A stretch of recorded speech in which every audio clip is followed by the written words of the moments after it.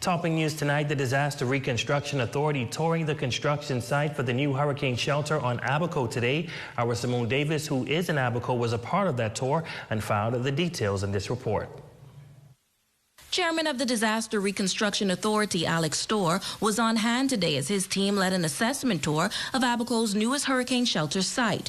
While the project is still in the construction phase, Storr says it is progressing and is expected to be completed by the end of the year. Today we are in Central Pines on the site of our hurricane shelter. We attended a site meeting with the contractor and the engineers, went over some of the progress and some of the questions they had in regards of works that need to be completed. We had a very good meeting.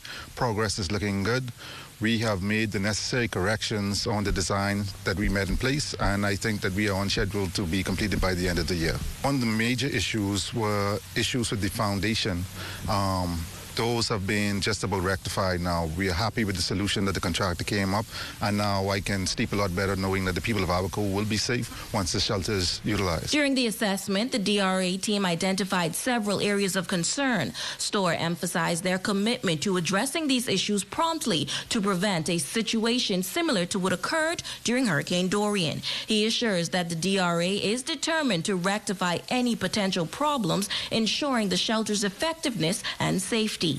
Having experienced Dorian, I understand the fears of the residents, but it was important that we weighed safety along with expediency, and we found out that there's some things that had to be done that could not be avoided, that caused delays in when we would have liked the shelter to be finished. But we now assured that when the shelter is finished, it'll be safe, and the people of Abaco will be safe once they take shelter inside. If a storm does come, there are designated hurricane shelters on the island, such as schools and various churches.